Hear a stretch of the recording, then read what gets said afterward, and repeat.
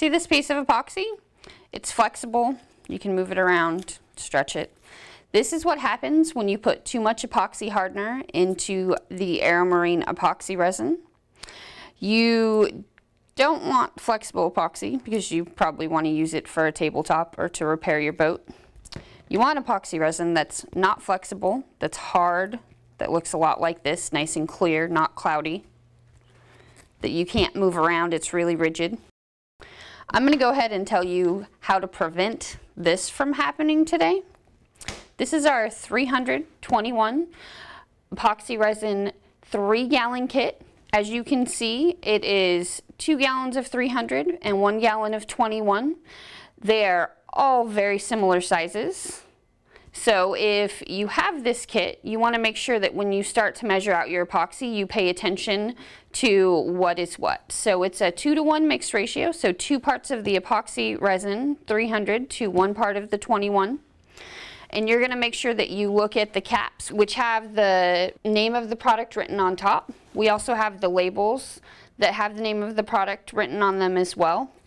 Sometimes your kit will come with pumps, and the pumps will have the specific name of the product that it should go into on top as well. So there's 321. We're going to put the pumps in here. You want to be careful when using the pumps to make sure that they are putting out equal amounts. They come with instructions.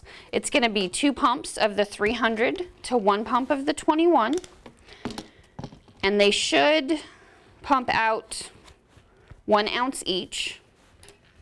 You're going to make sure that you prime your pumps beforehand. The first time you ever use them, they're basically not going to put out a solid ounce.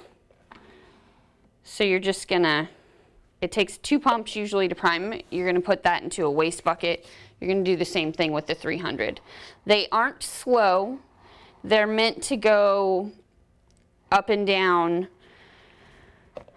in a rather slow fashion so that they fill up correctly.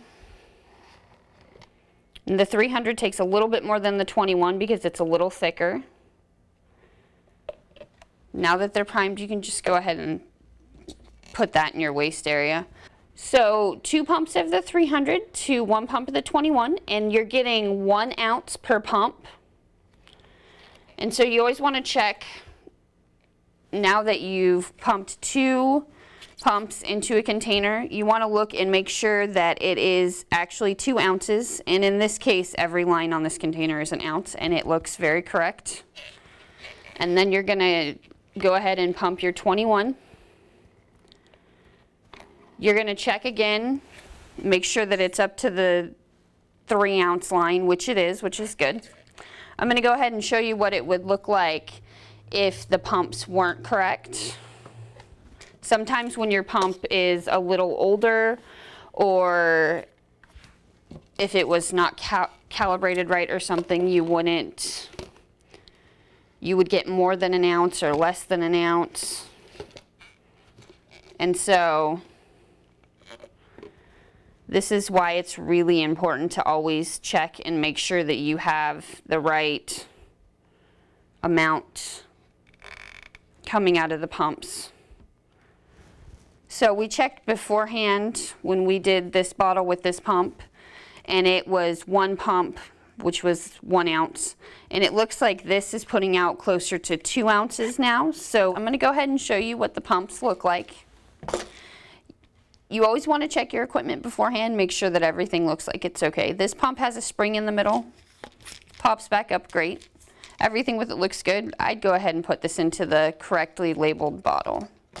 This pump obviously has a problem. It doesn't have a spring in it. If you put this pump into a bottle, it's very possibly not going to dispense the 1 ounce that you need it to.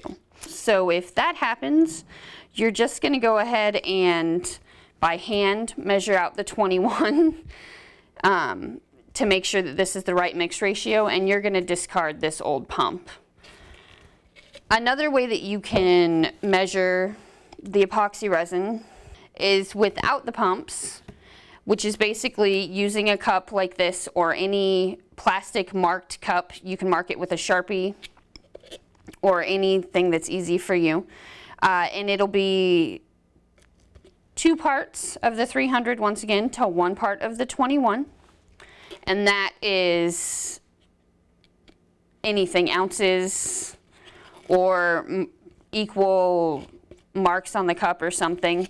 You can get marked cups at a home supply store, or once again you can mark them yourselves. Make sure that when you are using your mixing containers that they're clean, that they don't have any contaminants like oil or silicone in them, and that your mixing utensils are clean as well. If you do end up using a dirty mixing container, you risk the epoxy not curing correctly and having to take it all off of your project and start again.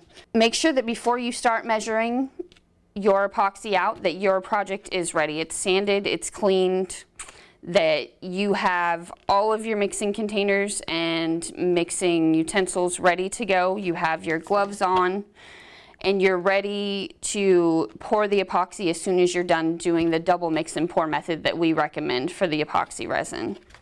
These are the instructions that come with every product you order from AeroMarine Products. Go ahead and read these before you do any mixing, measuring, or pouring. If you still have questions, go ahead and give us a call at our toll-free number. You might even get to talk to me. You can get all of these products and more information at AeroMarineProducts.com.